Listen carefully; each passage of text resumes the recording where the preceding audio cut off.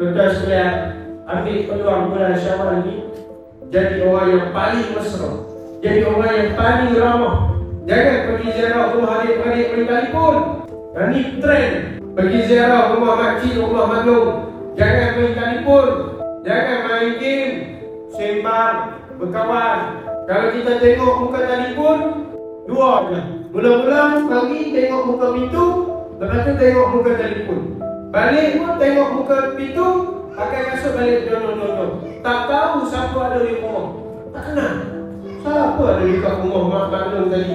Tak tahu. Sebab apa?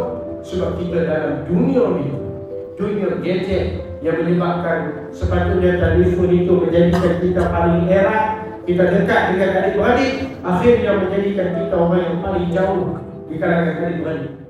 Jom tekan link di bio TikTok Mahat untuk infak dan maklumat lanjut.